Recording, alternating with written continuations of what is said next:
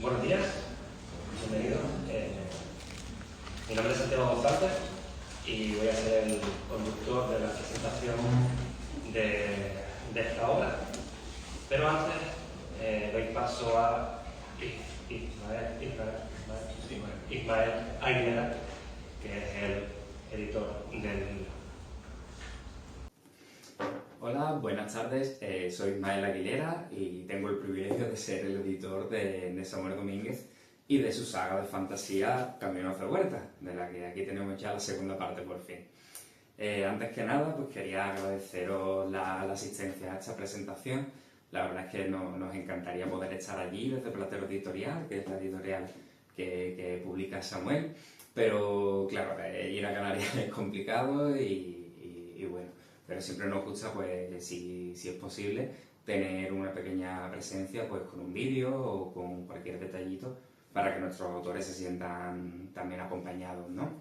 En este caso particular, yo además, pues, con Manuel, la verdad es que me llevo bastante bien, es una persona interesantísima, muchos de vosotros conoceréis ya su propio Substack, y nada, siempre le cuento como anécdota que yo mientras desayuno lo que leo siempre, en vez de ver el telediario, es su propio Substack, lo que va subiendo, porque la verdad es que es muy interesante.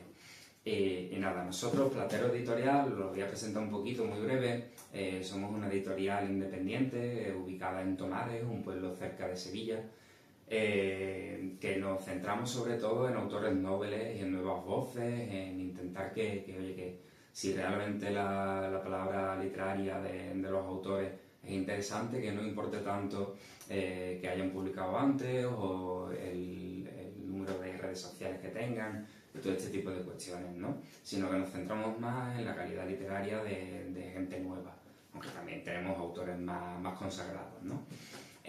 Con Samuel, pues sí tenemos el honor, si no me equivoco, y que nos inventa ahora Samuel, de haberle publicado su primera obra y ahora pues su segunda, que es la continuación de Caminos de Huerta. Nosotros siempre decimos que nos gusta publicar obras que nos lleguen realmente dentro, que resuenen con nosotros, ese concepto filosófico tan bonito de Hartmut Rosa, ¿no?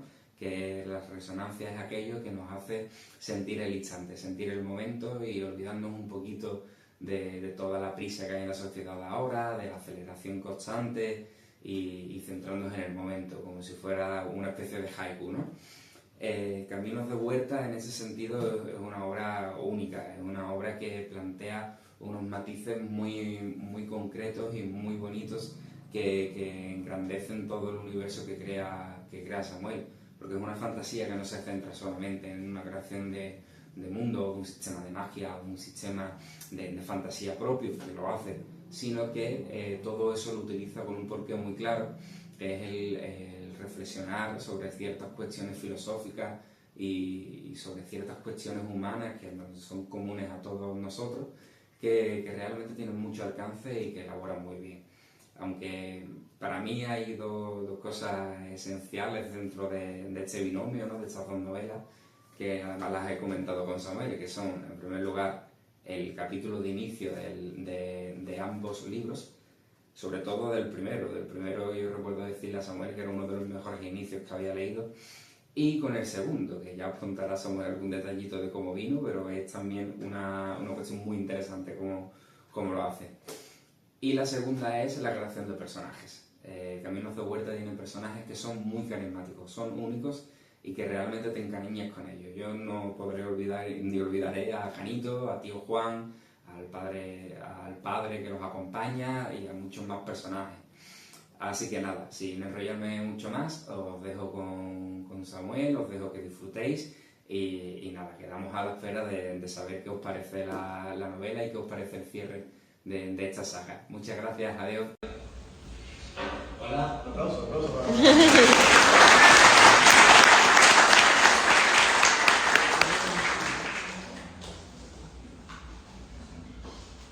Hoy estamos en un lugar distinto de la primera vez.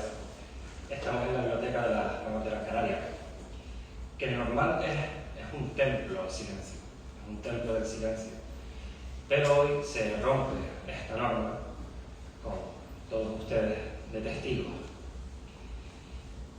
Hoy no solamente venimos a hablar de un libro, venimos a hablar realmente de todo un universo que se ha creado y que está en constante expansión. Pero por suerte, contamos con su autor, Samuel Domínguez Martín, que nos guiará por los caminos de vuelta. Muchas gracias, Samuel, por permitirme otra vez presentar esta obra.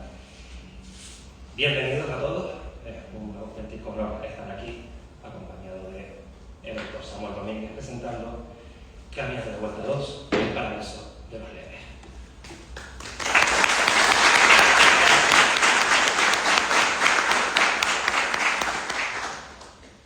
Samuel, la primera vez que presentamos fue bastante institucional, fue muy serio, muy bonito, muy institucional. Así que vamos a empezar para quitarnos los nervios. ¿Estás nervioso? Estoy regular. Estoy contento.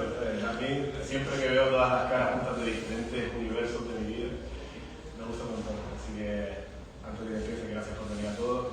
Sé que es un sábado por la mañana, que estaría por estar en pijama. Así que gracias por estar aquí, les quiero mucho. Algunos más que otros. No sé por qué digo esto. Eso, ahora sí. Bueno, pues para quitarnos los nervios de encima, vamos a empezar con una dinámica, ¿vale? Un juego. Okay. Antes de entrar en materia, real, sentarnos a hablar, ¿no? Y es un juego titulado Mentira o Spoiler. Okay. Vale, tienes una frase y tú vas a decir si es mentira o si es spoiler. Sobre cambio de vuelta. Sobre Caminos de Vuelta 2. Dos. Vale. En esta biología, volver a casa acaba siendo más peligroso que marcharse. Ahí, sí, que marcharse. ¿Mentira o spoiler? Spoiler. Spoiler. Vale, spoiler. Hay un personaje que los lectores creen entender, pero están completamente equivocados. ¿Mentira o spoiler? Un personaje que los lectores creen entender, pero está consciente. Spoiler. Spoiler también. No se lo he leído todavía, o sea que estás pegando los spoilers, pero... Has hecho que alguien pague por errores que ni siquiera eran suyos en la novela. Alguien que pague por errores que ni siquiera era suyo. Mentira. Mentira. Bien. Hay una traición importante.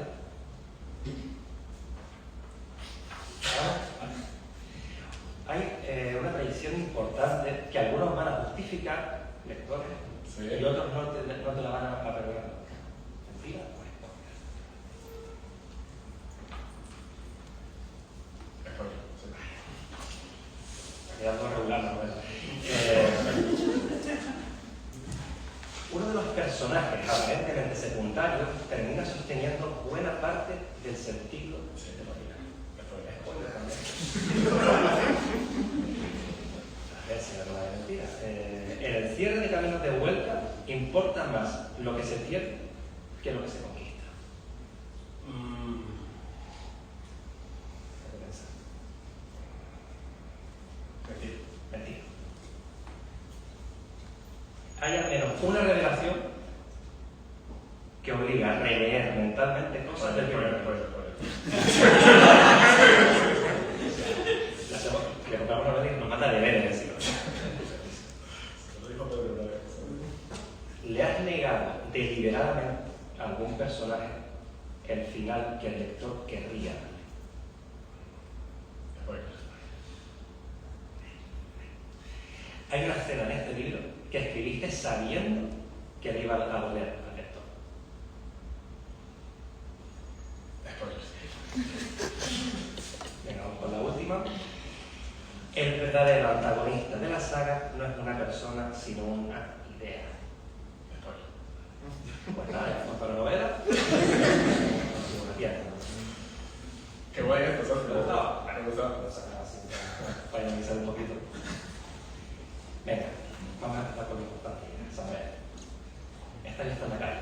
Esta novela ya está en las calles, en las librerías, en todos lados. Caminos de Vuelta 2.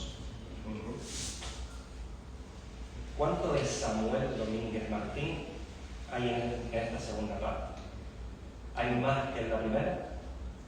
en la segunda.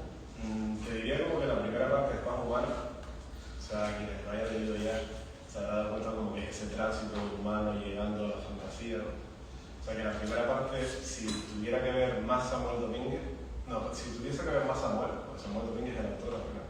Samuel, ser humano de persona, estaría más en uno. Y en la segunda parte estaría más un Samuel como más que humano, más humanidad, como es más las grandes preguntas que tiene cualquier humano. No es tanto yo, sino cualquier pregunta que se podría hacer cualquier persona que está existiendo hoy en este salón de actos, ¿no? ¿Y has ido ganando más humanidad a medida que...? Es que realmente, o sea, yo me di cuenta de esto de que uno como que va descubriendo de qué está escribiendo a la vez que escribe, ¿no? O sea, como que sí tenés la idea de lo que quieres escribir, pero como que el gran tema, la gran idea, la gran revelación, lo valioso de lo escrito, creo que empieza a surgir justo en alguna parte al final de Camino de Vuelta 1 y ya todo Camino de Vuelta 2 se basa en eso. Y sí, te diría como lo que te estaba diciendo, esas grandes preguntas que se hacen y que terminan desembocando en Camino de Vuelta. Personajes antiguos repiten. Tito Juan, el Pacanito, creo que son los personajes como que más cariño le coge el lector, ¿no? Porque se ven a lo mejor más reflejados. Pero bueno, también los personajes antiguos. ¿Y nuevos? ¿Ya nos podrías contar? Aunque sea... Sí, te lo yo. Hay un personaje súper relevante que parece súper... Lo que acabas de decir de ese personaje que parece secundario, y estaba pensando en ella, ¿no? Se llama María. Es una... Sí, me lo voy a contar. Es una chica que vive como entre Zaragoza y Barcelona, y es como una especie de ermitaña moderna, algo así. Como esta idea que siempre, bueno, al menos yo siempre he tenido, de decir hola, de decir me la toca esta vida, quiero irme al campo, tener un huertito, tener cabra. Pues es un personaje que hace eso en medio de España, en Zaragoza, en un valle, y por eso sería un personaje nuevo. Entonces tocas la España vaciada, entonces. Más que la España vaciada, la España joven, cansada de vivir en la España general, ¿no? No necesariamente España, sino como el gran ciudad. Sí, este momento actual de la vida, ¿no? Como esa idea de no quiero formar parte de esto más, quiero simplemente ser alguien que vive para sí y para sus plantillas y pues se encuentra con ese personaje. Esta pregunta no es por mí, no es para mí. Es para alguno de los lectores que ya se han leído la Camino de Vuelta 1. Y es si necesitaremos esa misma concentración para esta nueva entrega, ¿no? Esa novela Río sin título de quién está, quién no está, esos saltos de repente.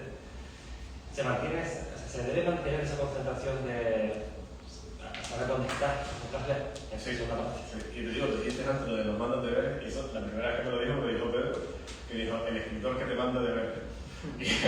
O sea, yo creo que no es complicado seguirlo, pero sí tiene, para los que no se hayan leído, tiene ese juego, la forma de narrar, en la que cada capítulo está narrado por un personaje diferente.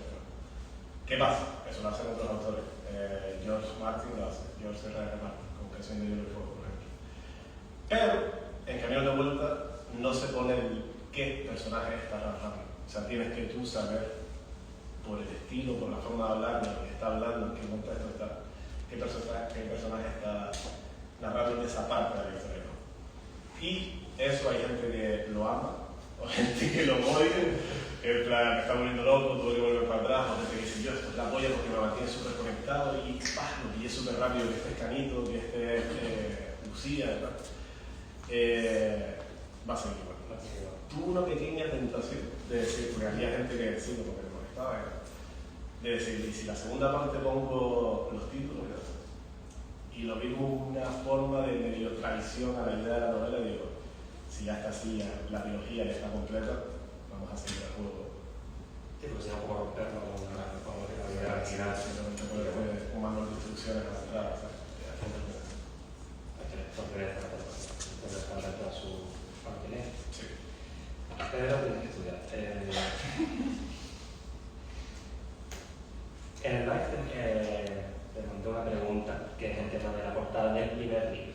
Vale, un poco del primer libro. Así que ahora vamos a hablar sobre la portada de Caminos de Vuelta 2, El Paraíso de los Leves.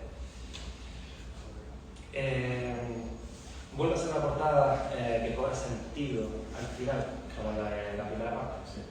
Para los que no están entendiendo lo del live, es que antes, esta semana, tuvimos un directo que era como una especie de prólogo para esta conversación. Y Santi me hizo una pregunta sobre la primera portada, como que se entendía más cuando llegabas al final. Entendías por qué había una mujer con ese peso del mundo y ese tipo de cosas, ese tipo de relaciones medio simbólicas.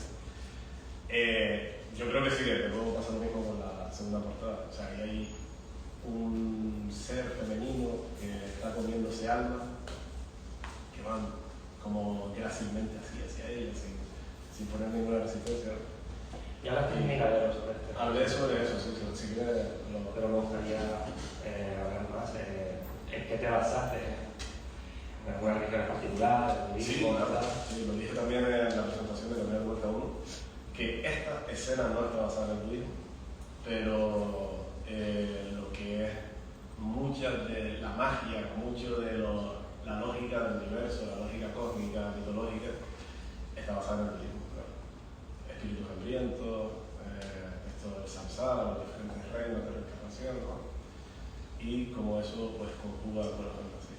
Al final, siempre detrás de todo lo que se quiere contar, detrás del argumento, detrás de todo el personaje, siempre hay como un pequeño juego de querer racionalizar como la fantasía, ¿no? ¿Hay una casa encantada? Sí, pero realmente lo que está pasando es una ruptura en la realidad que conecta con otro universo. Siempre como que hay una explicación para ese tipo de cosas fantásticas. Y en muchos casos, pues, es el budismo, la filosofía budista. El año pasado, otra vez retomando, alguien que está en el público te hizo una pregunta en particular, que es qué clase de personaje sería dentro de tu novela, ¿no? Realizó Javier López en su momento. ¿Ha cambiado ese concepto o vuelve a ver esta segunda parte de ya replanteado ser otra clase de personaje en tu obra? O sea, no recuerdo qué personaje dije, pero yo el personaje que diría sería Lucía. Yo sería Lucía. Dijiste Lucía. ¿Digo Lucía? Vale, o sea, no cambiar de identidad que en esta segunda parte se la relación. Una vez me preguntó Fran, está por ahí, Fran Negro, que cuál era el personaje que más me veía yo. Y él pensaba que era Tío Juan, porque Tío Juan es ex-militar, es canario, ¿sabes? Como, lee mucho, está metido en medio filosofía, así, tal. Pero realmente yo donde más me veo reflejado es en Lucía Santarán, realmente. Y creo que esta segunda parte de la biología como que completa esa... Como que diría que no es que yo me vea reflejado en Lucía, sino que Lucía toma las decisiones que yo tomaría. Más que eso de su camino. No tenemos nada que ver ella conmigo, pero si yo hubiese encontrado las mismas decisiones, creo que habría tomado esos caminos que tomaría. Influencia, Samuel. Durante este año, que lleva un año en el mercado realmente de vuelta, un año ya, ¿no? Un año y una semana. Una semana. Te pregunté sobre tus autores, las principales influencias. En este año, y con esta nueva obra, ¿qué autor, sí, o autora has conocido? Sí. Que te haya influenciado tanto en quizá esta obra que ya estaba escrita, como en tus escritos. En general. Esta obra, te digo, lo acabas de decir tú, o sea, realmente yo no he escrito Caminos de Vuelta 2 durante este año. O sea, ya estaba escrito, lo que hemos hecho es editarlo. Que es el proceso estaba en la Aguilera, que es mi editor, y yo hice una preedición para como darle como una visión, sí, como que fuera un producto más redondo antes de dárselo a Ismael. Pero realmente no hay nuevas influencias que entren en esta segunda parte porque realmente lo escribimos, así que las mismas influencias de uno siguen siendo dos. Camino de vuelta uno, camino de vuelta dos. Pero en lo que yo escribo fuera de Camino de vuelta, pues hay ciertas influencias que son como más, son muy nuevas para mí porque todas, tú sabes, igual tú hiciste filología histórica, porque yo estamos formados a que nos fuerzan un poco que nuestras influencias sean grandes autores de la historia de la literatura hispanohablante. Pero ahora, como Miradero, que es la newsletter esta que se publica todos los días, que la publico yo, pues he entrado en contacto con otros autores que hacen lo mismo. Y pues hay ciertas influencias de eso, que están en ese ecosistema que de otra manera no descubrieron. Y la manera de escribir newsletter, no sé si en el futuro se verá transmitida en una novela, como le pasaba a Hemingway, por ejemplo, que tenía, le pagaban por palabras y lo que sea, que eso afectó su estilo, por ese tipo de cosas. Me lo planteo muy, pero no sé, lo veremos. Te lo creo. Bueno, contexto. Salimos un momento del libro y a la vez entramos en camino de ida y vuelta. Y siempre acabamos hablando de Madrid. Siempre, además, está basado en Madrid, o sea que... Es el escenario presente de Camino de Vuelta a Uno. ¿Y futuro? Futuro en el sentido de después de esta biología, cuando vuelva a escribir, porque volveré a escribir de este universo seguro, volver a ser Madrid, esa es tu pregunta. Tanto en Camino de Vuelta 2 como en el escenario futuro y expansión del universo que ya lo Vale. Si hay una vuelta, o sea, el espacio humano de esta realidad sigue siendo Madrid. Sí. En Camino de Vuelta 1 hay un momento en el que se van a Segovia, un momento en el que se van a Barcelona, pero Camino de Vuelta 2 hostia, sí, claro. O sea, si hay un recorrido más grande, o sea, sí es verdad que como los acontecimientos, estaba pensando Lucía Soteral siempre va a estar muy vinculado a Madrid, pero sí hay unos personajes que se hacen como ese película, así como esa literatura un poquito de viaje que van hacia Francia y van caminando hacia Francia. Y es cuando encontrarán a María, por ejemplo, ese personaje que dije que se había separado de la sociedad y como que vivía en la casa heredada de su bisabuela con un huertito ahí. Y esos personajes la encontrarán. Van hacia Francia, los universos, una parte de los personajes. Eso es muy simbólico y muy histórico también. Hay una influencia histórica ahí bastante fuerte. Pensaste en Francia y pensaste en la historia de muchos españoles, la mayoría republicanos, que tuvieron que marcharse de su tierra. Realmente sí, porque, bueno, esto es un poquito spoiler, pero se van a olvidar en los días. Cuando llegan a Francia se encuentran con esos gitanos que son de herencia española después de la guerra civil, que van a Montpellier. Pues sí, ahí siempre va a haber historia. Para mí me gusta mucho la historia y me gusta como tener aquellas pinceladas que realmente el lector no tiene por qué conocer, pero yo sí lo sé. Y como que le dan cierta veracidad a los personajes que están ahí, por qué están ahí, por qué cantan flamenco en francés. Cosas así. Pues sí hay tracitas de lo que es la relación de España con Francia. Y será lo único, veremos más pinceladas de historia dentro de Sí. Vuelta. Te digo, todo lo que compete ese viaje, que te digo, si lo piensas es un peregrinaje inverso, ese camino de Santiago, al revés. Sí hay como esas consecuencias de esto. Porque estos gitanos adoran a cierta persona, ese tipo de cosas. Y eso tiene una vinculación histórica que se llama Sara la Negra, creo, ¿no? Que es la Virgen Negra esta que venía de Egipto, no sé qué, y llega a Perdón, y llega a la península ibérica y se va a Francia. Hay que, de nuevo, el lector no es una clase de historia, no tiene por qué saber esto. Pero si tú lo sabes, dices, hostia, es verdad que Sara Lanois es... perdón por la hostia mucho. Has dicho una palabra que para mí, por lo menos, cuando escribo es muy importante, es consecuencia, ¿no? La consecuencia de los actos. En el primer libro se cometen, hay muchos actos, hay incluso actos delictivos, hay personajes que salen de escena. Veremos las consecuencias de todos y cada uno de los actos que provocó la primera y segunda, el nivel 1 y nivel 2 de Caminos de Vuelta. Cerrará esa trama o esas consecuencias de alguna forma. Sí. Y yo creo que la gran consecuencia cerrada, que mucha gente creo que lee Caminos de Vuelta 1 y dice, ¿qué pasó con este personaje? ¿Qué pasó con Ricardo y la Dama? Ricardo y la Dama desaparece. Y además hay un desaparecimiento narrativo, o sea, que lo ves, no hace falta que te leas el libro para que lo veas, simplemente con ver que un capítulo es este. Ya ves que ese tío está desapareciendo de la narración y es voluntario. Entonces, se cierra en la primera parte como que hay ciertos caminos que se cierran al final de la primera parte, pero como que hay un, vale, ¿qué más no? Pero hay un camino que ni siquiera se cierra, que es el de Ricardo y la Dama. Y dice, es que ni siquiera puedo preguntarme qué más porque no sé qué pasó. Camino de Vuelta no. La puedo encontrar ahí.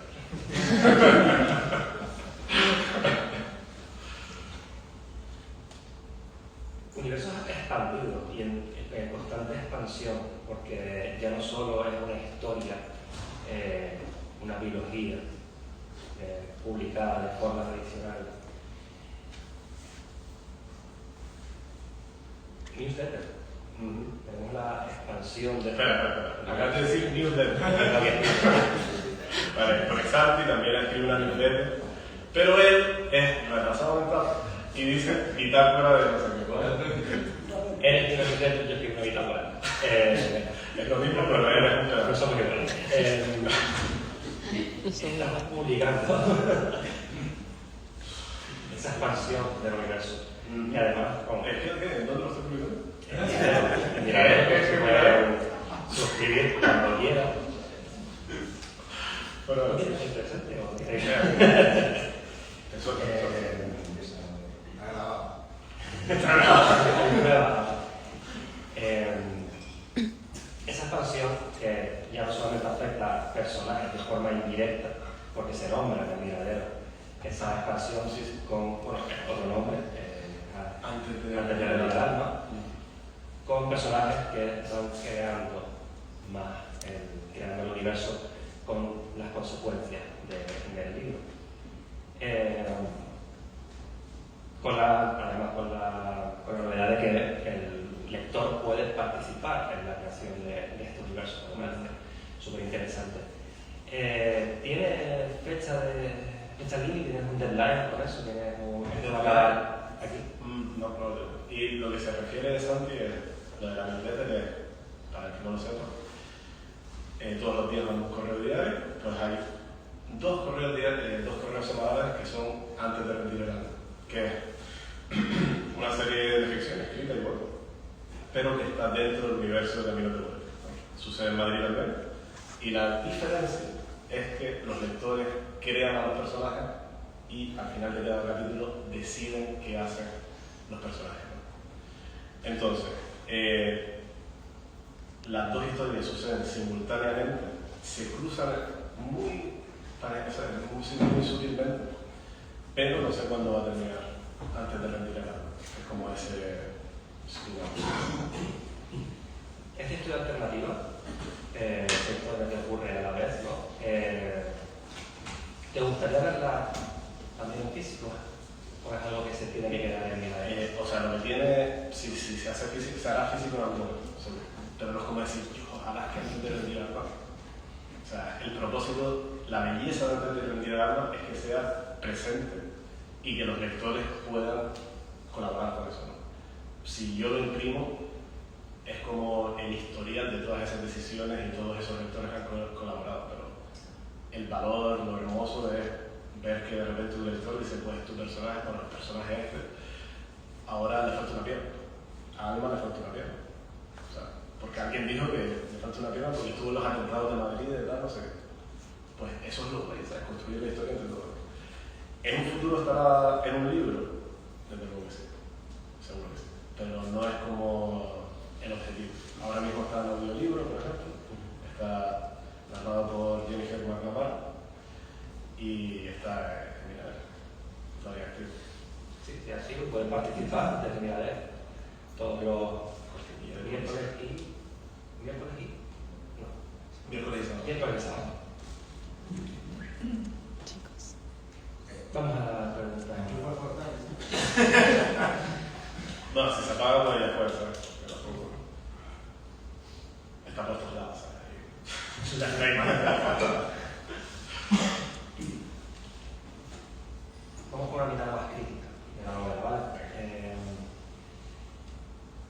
Crítica del primer libro. Mayormente positiva. Sí, pero claro, o sea, yo tuve una idea, que es, porque normalmente cuando te hablan te va a decir, tío, fue por libro, no te va a decir tu libro es una puta mierda. Y entonces digo, me estoy perdiendo muchas opiniones de gente que no le gusta el libro, porque tiene que haber gente que no le gusta el libro. Y entonces, mira, creé un formulario que se llama Formulario de la Caca.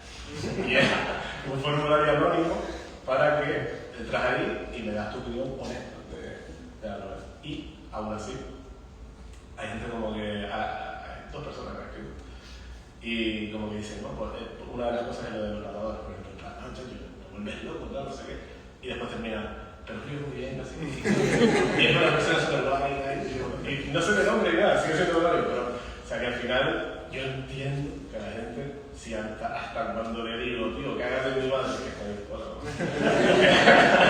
que hagas de mi madre, me dice, Dios, tío, pero en verdad está bueno, o sea, que yo entiendo que la gente Pero bueno, hay una forma dentro de...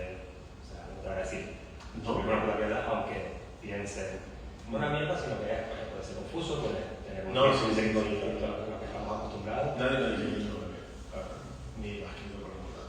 Y la quien te escribe eso, o sea, personalmente que es Frank, que está por aquí, pero lo importante es ahora la crítica del segundo libro, que cómo crees que va a ser la gente, los mismos lectores, las mismas caras, y también nuevas. ¿Crees que van a tener esa crítica o crees que van a ser maturos ahora que hay cierta amistad cuando uno se compra el libro y todo? Como que lo hicieron bien, tiene un poco el derechito a decir, esta quizá no está tan bien. Sí. Ahora, El libro, o sea, El Camino de Vuelta 2 es la realización de Camino de Vuelta. O sea, es imposible que Camino de Vuelta sea peor que Camino de Vuelta 1. Que Camino de Vuelta 2 sea peor que Camino de Vuelta 1. Es literalmente imposible. ¿Por qué? Por lo mismo que te dije, lo escribí a la vez. Es como si fuera el mismo libro. O sea, si alguien me dice Camino de Vuelta 2 me gustó menos que Camino de Vuelta 1, no tiene demasiado sentido porque es el mismo libro realmente. Y lo que sí creo que va a haber un cambio, porque dije que Camino de Vuelta 1 es como muy amable con el lector que no es de fantasía, ¿no? Como que te va acompañando.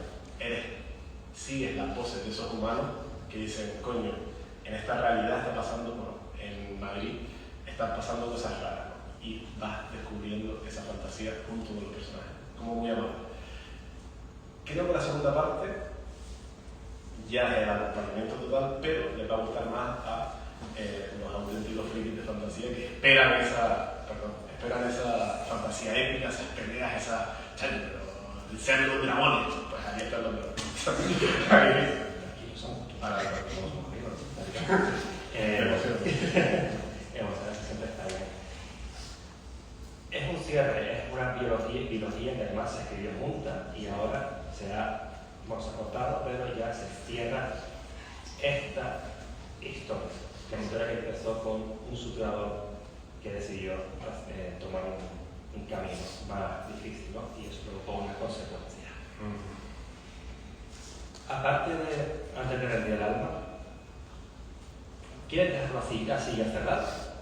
O quizás más adelante en el futuro veamos una historia, una historia alternativa, una historia basada en el mismo universo, independientemente del miradero, sino ni siquiera puede ser, tiene que ser una continuación, quizás una precuela o algo así, lo veremos. Yo lo he pensado. Sí, pero, o sea, tenemos Camino de Vuelta 1 y 2, ¿qué es esto? Camino de Vuelta es el nombre de la saga, pero tenemos al otro lado del alma, El Paraíso de los Debes, Y después está Antes de rendir el alma, que no es una novela. Entonces, lo que se sucederá después es que volveré a este universo, no necesariamente el próximo año ni el siguiente, pero porque quiero hacer otras cosas en medio, pero en algún momento retomaré ese universo con otra novela. En esa tercera novela, las acciones de al otro lado de Antes de rendir el alma, que es esta, la de Miradero, estarán incluidas. Lo que pasa en la serie de Miradero se verá en la tercera novela cuando salga. Vamos. Fue muy confuso, ¿no? ¿Se entiende? Vale. Que va a salir. Vale, un poquito. También hemos hablado de Primero Vuestro 2. El paraíso de los leves.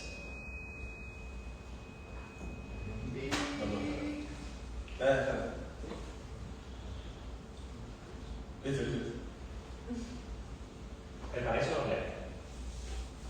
¿Qué? El título. El título. Eso sí es un spoiler, ¿no? O sea, el final, si te has leído Camino de Vuestra 1, ya sabes, y si no lo voy a decir, que hay una parte de la realidad que es esa realidad de ultratumba, ¿no? Que pasa después de la muerte. Entre esos narradores que estaba diciendo que se van cruzando, uno de ellos está muerto y está transitando lo que sería en el budismo el bárbaro. Por eso digo que esa relación con el budismo, pues el infierno, al principio del infierno, es el paraíso, literalmente. Pues ese personaje está transitando esa muerte, ¿no? El paraíso de los leves es lo que encuentran después de salir de ese primer estadio del infierno. Sería, básicamente. O sea, el paraíso de los leves realmente es el más allá. ¿Y por qué los leves? Pues es una cuestión que yo creo que se entiende cuando lees la novela. Vale. Vayamos a las entrañas de la historia. Y acabas de decir que al fin veremos esos dragones, esa fantasía, ese mundo que has ido creando con pinceladas en el primero y ahora pues nos meteremos más en esa realidad. Pasará como al contrario, Madrid será cada vez más fantasía y este universo será más la realidad, o la Madrid será ese ancla, esa atadura con el mundo, con el nuestro. Sí. O sea, es súper buena pregunta realmente, porque es como esa quijotización de Sancho, de Quijote, pues a eso te lo he llevado a universo. Madrid cada vez es más fantasía porque los personajes protagonistas que la pueblan empiezan a ver la fantasía en la realidad, empiezan a descubrir, quitar esos velos y decir, hostia, pues el gremio de suturadores, que es esa organización que cierra portales interdimensionales sin que nadie lo sepa, pues saben a dónde mirar. Por eso Madrid es más fantástico, porque saben dónde buscar la fantasía. ¿Qué pasa con Kigal, que es como le llamo a una de las formas de llamar al más allá? Que las almas que están ahí quieren esa humanidad, ¿no? Esas almas que se resisten al tránsito, se resisten a morir definitivamente y continuar esa samsara. Son los personajes más humanos, ¿no? Porque son los que se resisten a la muerte. Entonces, hay mucha humanidad en ese paraíso de los retos. Todos esos miedos que todos aquí tenemos, todas esas preguntas, pero imagínense que están muertos, ya te lo digo. Y dice, si cruzas esa puerta, vas a dejar de sentir. ¿Cuánto se quedaría en ese estado? Y montaríamos una sociedad paralela, ¿no? Más allá. Pues esa es la pregunta que resuelve eso. Y todos los que estamos aquí somos el producto más humano de todas esas almas muertas. Son las que se resisten al tránsito. Ese es el paraíso, ¿no? Hay mucha filosofía también, o sea, parte del pensamiento de lo material frente a lo espiritual, ¿no? Que es ese tránsito hacia la desaparición total. Hay mucho material, hay mucho físico, ¿no? Querer mantener lo físico frente a lo espiritual.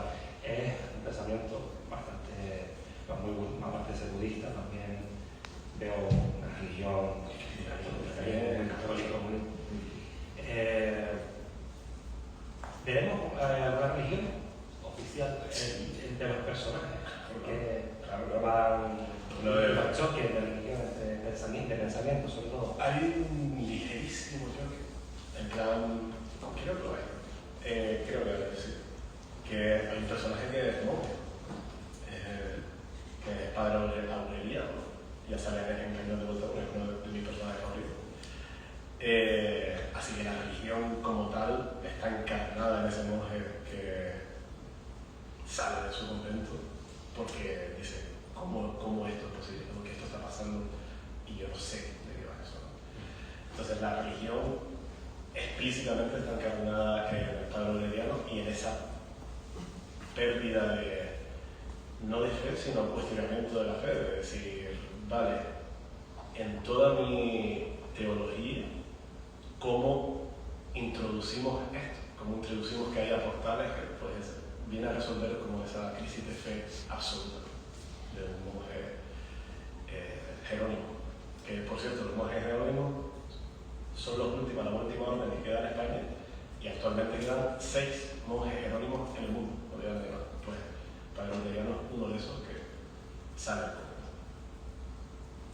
Así que ahí está la religión explícitamente. Te quiero hacer una pregunta que ya es más fuera no solamente de cambio de vuelta, sino de todo el concepto de la historia del universo. Lo has dicho antes, somos todos filólogos, tenemos muchísima influencia literaria y además somos escritores, ¿no? Quería preguntarte sobre tu concepto de la literatura actual, ¿no? Cómo está funcionando, qué está pasando hoy y cómo ves la literatura en el futuro. ¿Crees que plataformas como Substack van a ir creciendo o este formato físico se mantendrá? ¿Cuál es tu visión de la literatura actual ahora que perteneces a la élite de masones y esas cosas que ya están ahí, están en el mercado, tu libro está físicamente ahí, ¿no? ¿Cómo ves en la literatura actual hoy y en el futuro, o cómo te la planteas tú también? Pues estuve ayer, creo que fue ayer, sí. Estuve en el instituto, fui a hablar con ellos y tal, un tema también relacionado con el libro y tal. Y justo la jefa de estudio venía de una reunión de cómo adaptar cómo hacer que esa gente que está en esa fila de lea, por ejemplo, ¿sabes? En plan, los más jóvenes que tengan ese amor por la literatura, la pregunta ¿es necesario? Yo nunca tuve amor por la literatura cuando estaba en un instituto, nada más. Yo no leía prácticamente nada. De hecho, estuvimos hablando de las lecturas obligatorias en lengua y literatura, más de la mitad no me las leí. Me leí resumen. O sea, ¿cómo hacer que la gente lea más? Porque el futuro pinta de que la gente cada vez va a leer menos.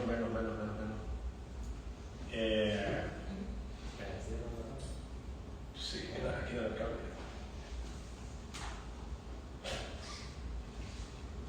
Yo que sé, algo ahí, mientras voy introduciendo a la gente.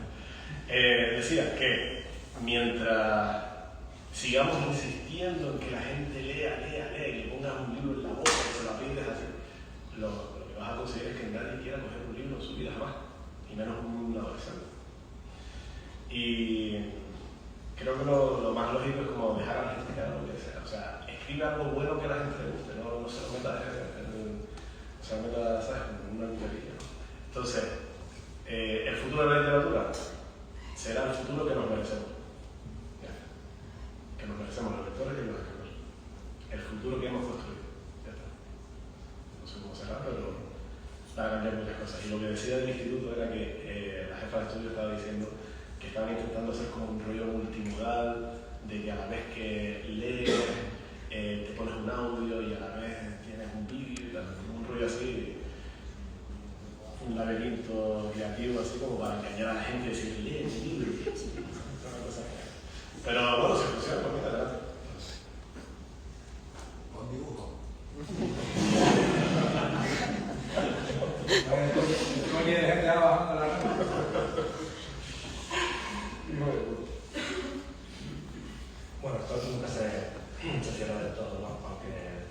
en un cierre, ¿no? O sea, en una presentación, en un libro, en una conversación, nunca se cierra del todo. Así que cuando se cierra algo con una puerta, pues se abre una ventana. Futuro, Samuel, como escritor. Nueva novela, nueva historia, seguir expandiendo el universo. ¿Estás ahora mismo trabajando en otra cosa? O sea, ahora tengo como unas colaboraciones así que van a estar muy bien y eso como que me va a ocupar como un mes a lo mejor. Después de esto no estoy escribiendo nada fuera de mi carrera.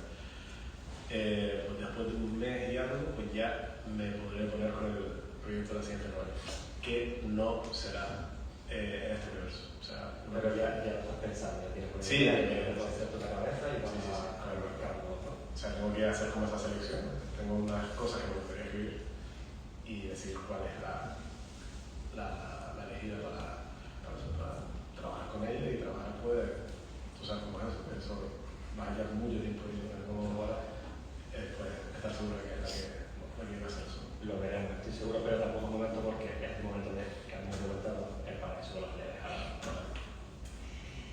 ¿Qué tal? ¿Cómo estás? ¿Cómo estás, tío? ¿Toca juego? ¿Por qué? Hemos hablado ya demasiado conversacional y creo que es un momento adecuado para una ronda de lámparas. Preguntas rápidas, respuestas rápidas. ¿Qué sientes el concepto de la ronda de lámparas? Bueno, que es una pregunta y la típica con el lámpara. ¿Cómo es? Te hago una pregunta rápida y tienes que contestar una u otra, ¿vale? Vale. Te voy a dar X o Y, tú eliges X o Y rápido, ¿no? Es una pregunta de lámpara. Vale, sí. ¿Preparado? Venga. ¿Bienvenido? ¿Magia o acero? ¿Qué? ¿Magia o acero? Magia. ¿Brújula o mapa? Magia. ¿Bitácora o newsletter? ¿Escribir día o madrugada? Día. ¿Villano carismático o héroe sólido? Día no me está bien. ¿Final cerrado o puerta abierta? Pues a ver. ¿Pizza con piña o sin piña? Sí, sí. ¿El Señor de los Anillos o Juego de Tronos? Buah. Señor de los Anillos. Pero ¿Aplauso en vida o mito post-mortem? Mito, por favor. Hasta aquí la ronda de lámpara.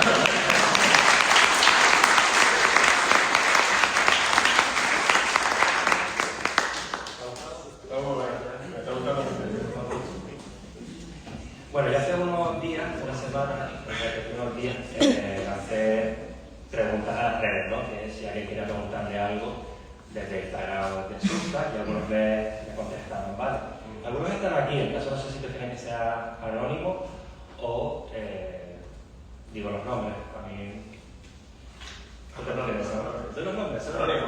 Anónimo. ¿Tú quieres dar los nombres? A mí me gustaría trabajar, porque a lo mejor hay alguna pregunta que es un poquito más incómoda de lo normal. El de ahí se está mirando muy bien. Pero vamos a mantenerlo anónimo entonces. Anónimo 1. ¿Qué le criticarías a tu escritor favorito? ¿Quién es mi escritor favorito? Estuve hablando de él hace unos días, que igual voy a decir comprar, pero porque tiene, yo creo que diría mi libro favorito. Él como tal no es mi escritor favorito, pero voy a utilizarlo. ¿Qué le criticaría? Ahora sí que me cae un rayo, ¿sabes? Sí, pierdo de idea.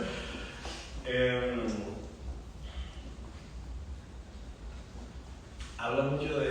Yo también pego de eso, ¿verdad? Habla mucho de pitos y chochos. O sea, sí, igual sí.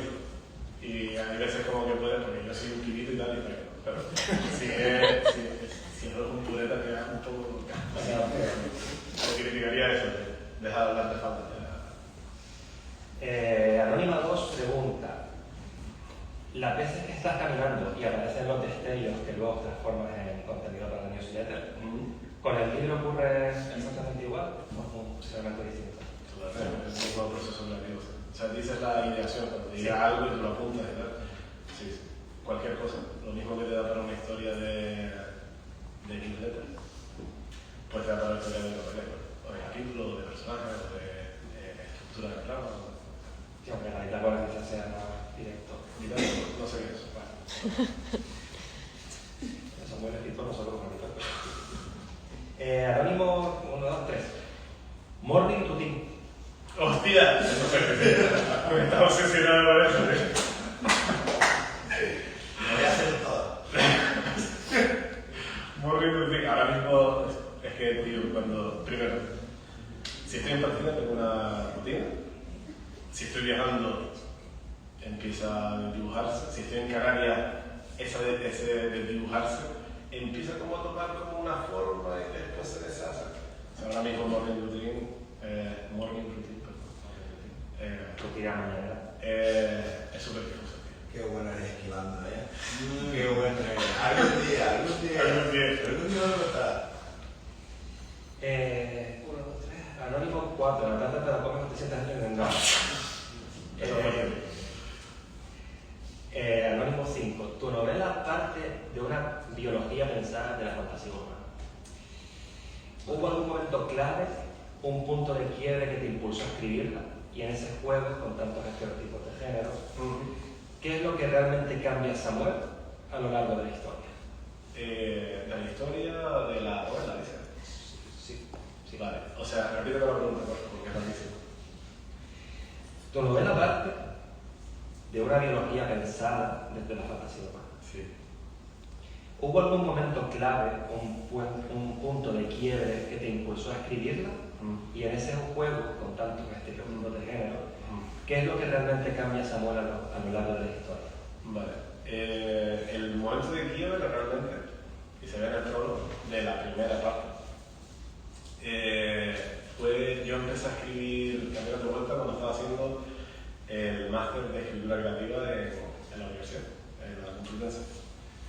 Y la profesora de literatura fantástica, nos estábamos hablando de tipos de narradores, homodiegéticos, heterodiegéticos, tal, no sé qué.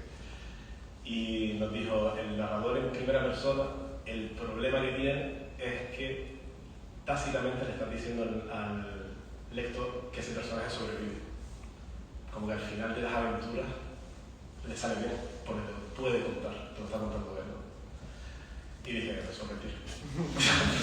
Literalmente mentira, la imagen me está diciendo algo en literatura fantástica, ¿sabes? Y el disparador fue ese, o sea, ese suturador que está contando su historia y llega un momento que te das cuenta que la está contando desde el infierno, desde el paraíso de los dedos. Eso es el prólogo de la primera parte. Pues ese es el gran disparador, que te dice, pues así es como morir, ¿no? Es como... Entonces, ¿qué ha cambiado eso? La segunda parte de la pregunta es un poco confusa. ¿Qué ha cambiado la historia de Camino de Vuelta? ¿Qué ha cambiado yo? ¿Qué ha cambiado yo en la historia? Ahora sabes lo que sentimos los lectores como...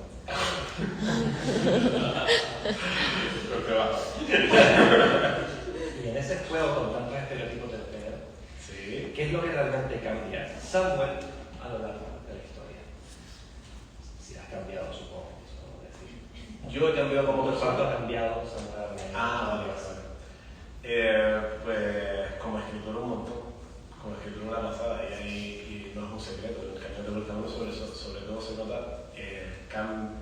si te fijas un poquito, se nota cambio de escritura. O sea, hay un estilo al principio que se va convirtiendo en otra cosa.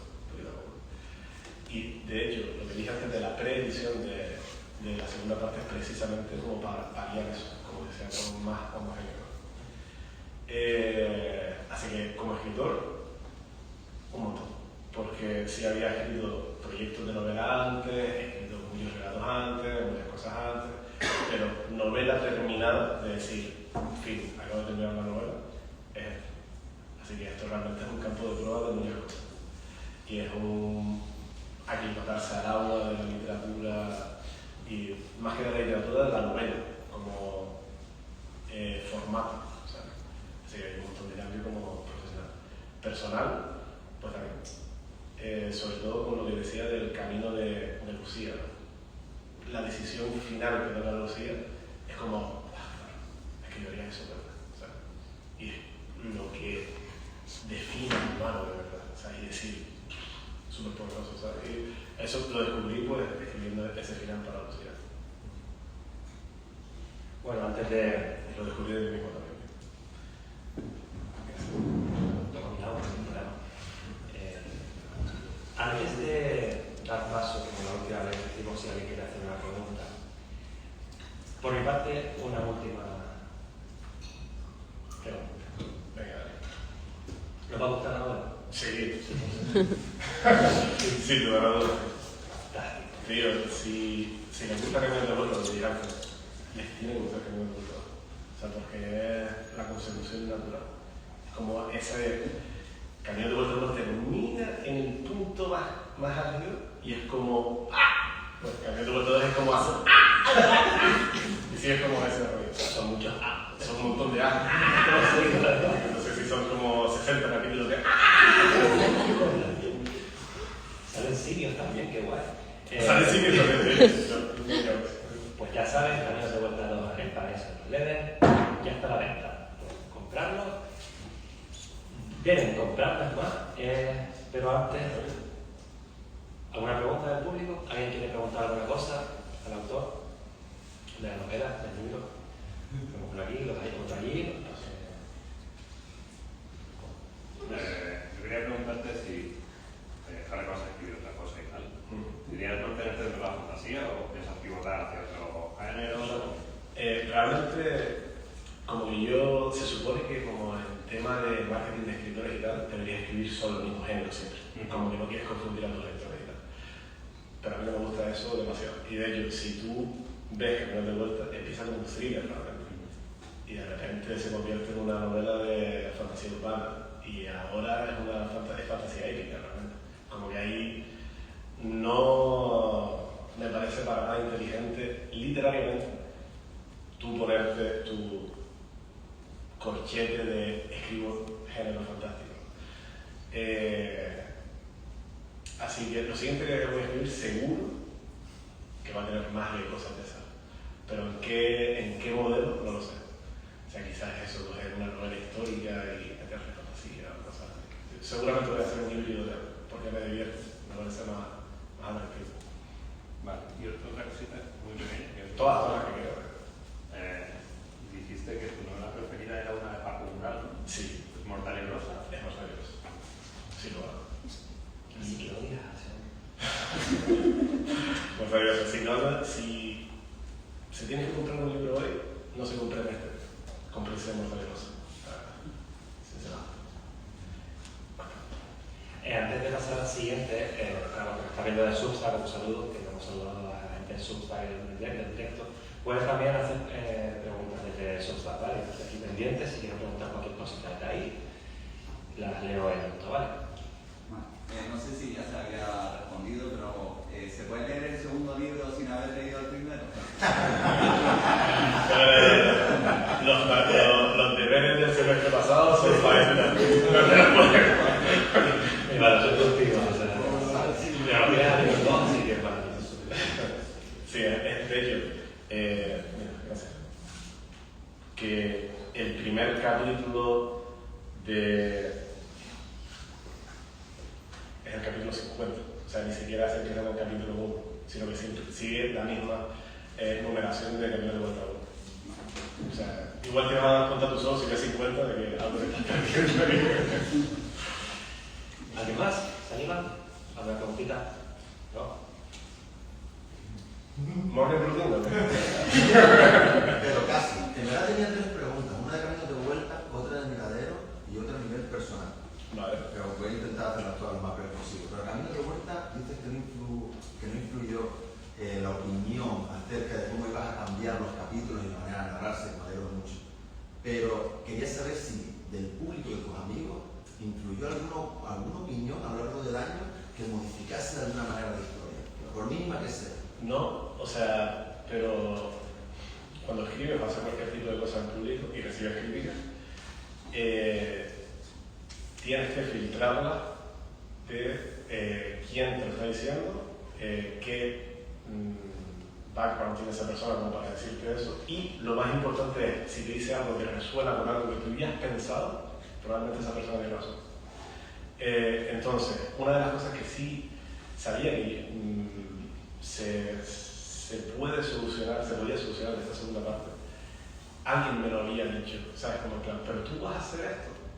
Y digo, es que yo tenía pensado hacerlo ya. O sea, las críticas, ese tipo de críticas o comentarios que te resuenan porque tú ya habías pensado en eso, tú ya habías visto algo que podía ser modificado, lo más seguro es que esa persona tenga razón. Y otras cosas, pues otros comentarios como lo de eso de ¿por qué no le pones el nombre del personaje en el capítulo? Me lo planteé porque sí es verdad que digo, ¿cómo de productivo es lo que yo quiero conseguir al no poner título? ¿Qué estoy perdiendo? Lo estoy ganando.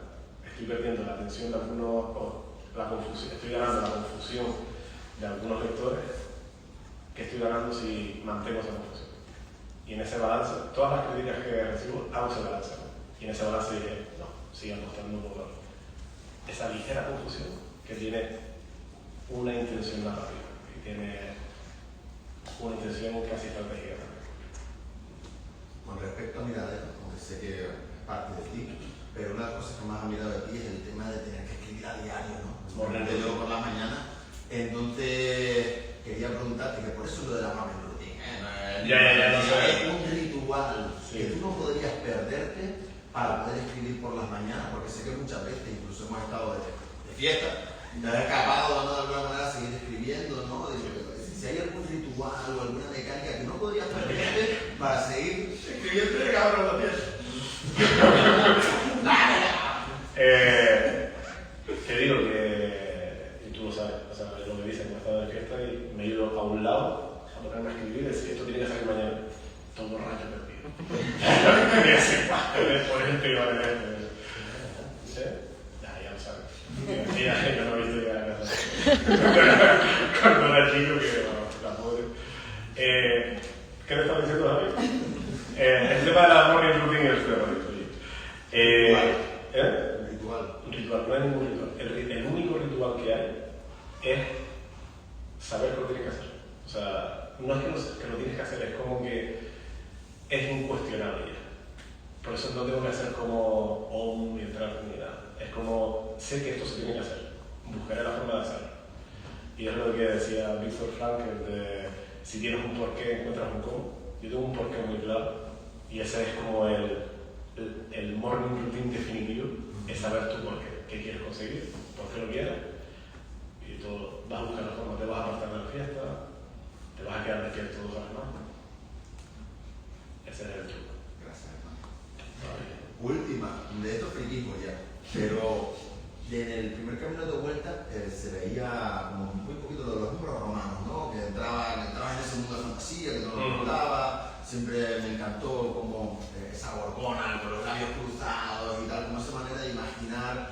Quería saber, porque todos de alguna manera cogemos referencias, y nos gustan los frikis, ¿no? Y tal, pero ¿cuánto tú tuviste que separar entre la idea que tenías para poder fijarte en eso y para que no fuese un plagio? No sé si me explico, sino cuántas referencias tuviste que coger para hacer bichos tan raros sin que se pareciese a algo en concreto.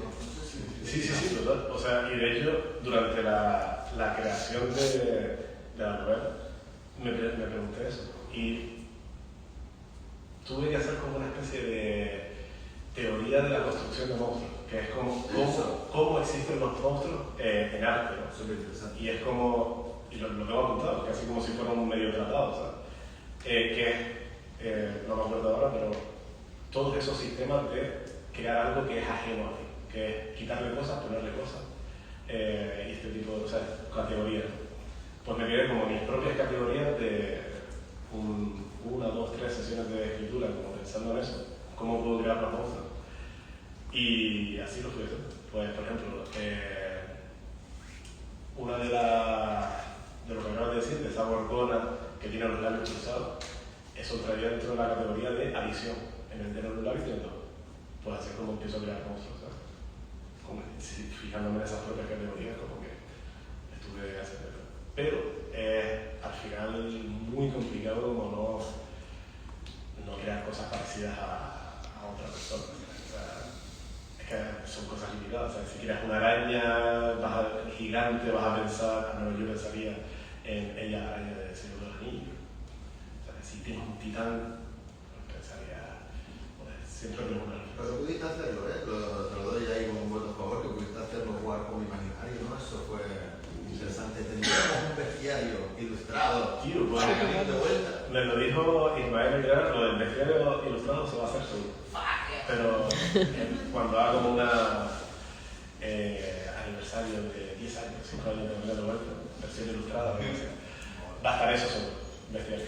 Y me dijo Ismael Aguilera, el editor, de si poner al final como una especie de glosario de monstruos y tal. Porque en Caminos de Vuelta 2, como te digo que es la parte esta más allá, infernal y tal, esos seres aparecen mucho más. Esos números romanos que marcan esa realidad ahora son mayoritarios. Aquí eran minoritarios, en la primera parte casi no hay, y después empieza a haber más. Aquí ya se equilibra. Pero bueno, el tema de los cristianos lo que me da el rollo es como que le corto la creatividad lectora a la gente, ¿sabes? En plan, que te lo imagines como tú quieras realmente. Te doy unas claves, tú creas en tu cabeza. Pero, gracias a mí por la pregunta. Muchas gracias. A ver si consigo hacer la pregunta. Esta semana creo que han salido varias noticias de los números de ventas de libros ridículos que hace un porcentaje muy grande de escritores. Y me gustaría saber cómo lo ves eso, cómo lo vives, cómo te enfrentas queriendo ser escritor a tiempo completo. Para el que no haya visto eso, y es verdad, o sea, se hizo como un escrutinio de cuántas ventas hace en general los autores españoles. Y hay, agárrense el aparato de media, porque está el 49% de los libros publicados en España, 49% venden 0 copias. 0 copias, 49%. El 4,5% de todos los libros publicados en España, 4,5%, venden más de 100 copias. ¿Cómo es el futuro de la literatura? ¿Qué pasa? Que lo típico del 1% de las ventas como que representa no sé qué, como que la gente suele comprar siempre los mismos autores. Y eso no solo pasa en literatura, sino que pasa en música, pasa en arte, pasa en cine. La gran mayoría del público no significa no haya lectores, sino que la gran mayoría de los lectores leen a los mismos autores. Y eso es una trampa de oso para escritores jóvenes, ¿no? Pero he vendido más de 100 copias. Eso lo podemos... ¡Bravo!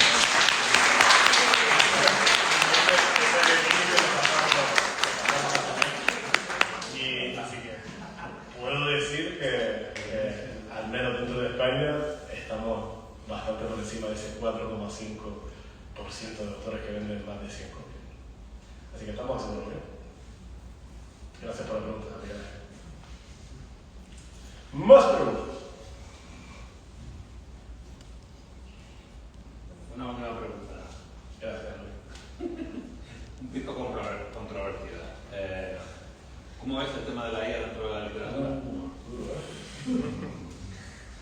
Es que si no nos pegamos media hora más. Pero hablamos de eso justamente, Darío, que está ahí, mi hermano. Nos llamamos, tenemos el mismo apellido, no es casualidad. Hablamos de eso este miércoles en un directo de Substack y nos pegamos a lo mejor una hora hablando de eso. Yo tengo una posición extremadamente definida con la IA dentro de la creación literaria y es todo el esfuerzo que tú te niegues o que tú delegues, sea una IA o se lo delegues a otro humano, es ejercicio que le estás negando tú, literario. Y te pongo un ejemplo, que es, tú te quieres poner fuerte, quieres ir al gimnasio, pero en vez de ir tú, le dices a Javi que vaya al gimnasio y que se ponga a levantar pesas. Y después, tú coges la foto de Javi, te pones la cara encima y te lo subes a Instagram. Pues eso es lo que hace la IA realmente. Tú nunca te vas a poner fuerte literariamente si otro resuelve tus problemas por ti. Y no te digo solo generación de texto, en plan, genérame Caminos de Vuelta 3, sino problemas de diseño tipo, este personaje no está funcionando. Le pasas toda la información y dices, dime por qué no está funcionando. Eso deberías estar haciendo tú. Esos ejercicios, esos músculos literarios, esos músculos creativos que te estás negando para tener la respuesta ahí. o la mejor respuesta a ella, porque crees que la IA te va a dar la mejor respuesta, porque crees que es más listo que tú. Y creativamente creo que no es cierto. Creo que la respuesta para solucionar los problemas literarios que vas a encontrar todos los días, en cada sesión de escritura, los tienes que resolver tú.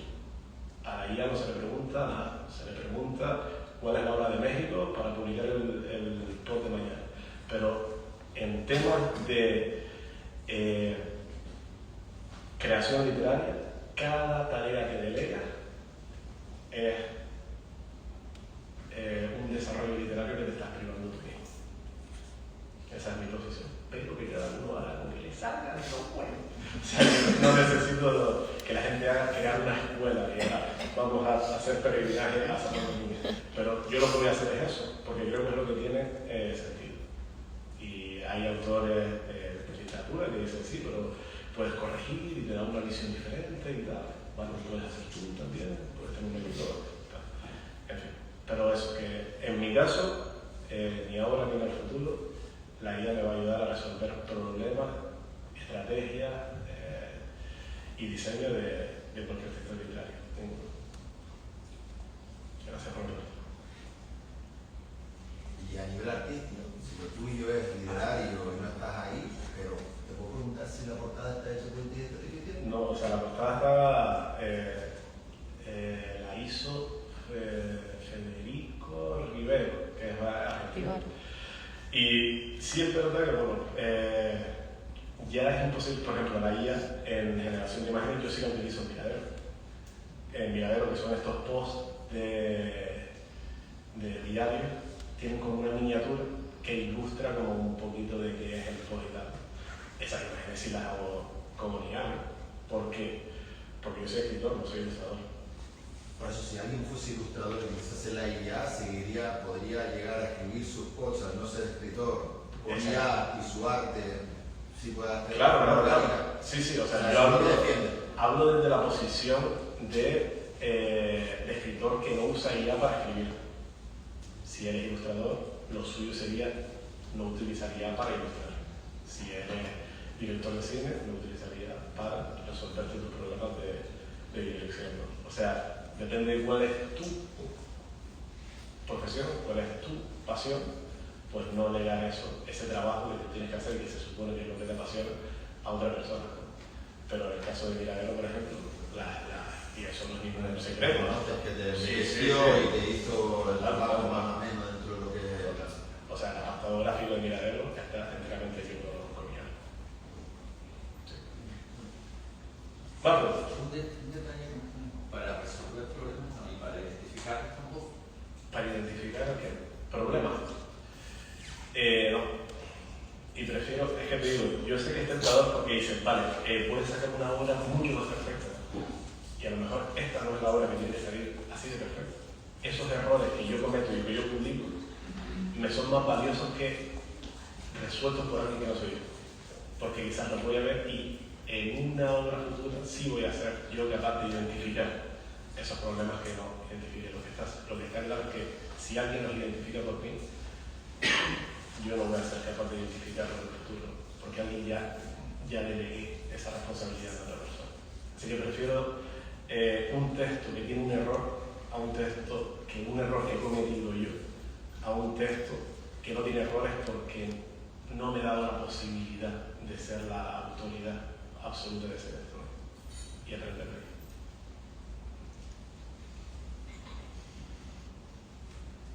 ¿No preguntas? Pues bueno, quedarte como comodidad y estar aquí.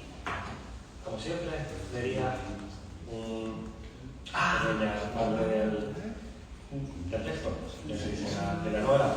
Sí. Pues, Te digo que la última vez leí un capítulo de Canito pero claro, si leo cualquier cosa de aquí, un poema que en vez de ser una dedicación de imprenta, una dedicatoria de imprenta, es un poema. ¿Por qué? Porque Camino de Vuelta, como dije, fue escrito como un libro y solo está dedicado una vez, que está dedicado a David Domínguez, mi hermano. y me parecía como que esta segunda parte debería salir sin dedicatoria porque yo lo considero como unidad. Entonces, la dedicatoria está en Camino de Vuelta 1 y Ismael Aguilera me dijo, vale, pero vamos a dejar una página en blanco. Digo, vale, tú puedes escribir un poema que sea como una especie de sinopsis poética de lo que es Camino de Vuelta 1. Y en vez de leer un fragmento de un capítulo, pues voy a leer eso. Vale. Entonces, debes saber que allí, donde se viertan los senderos, queda solo un silencio negado de viento y olvido, solo cantos de agua muerta y cárceles de vida a la sombra del cielo. Sé que andarás inquieta de negra esperanza por este sepulcro de luz, pero, vida mía, recuerda que es este un renacer ajeno, que no hay salvación ya para ti en el paraíso de los reyes.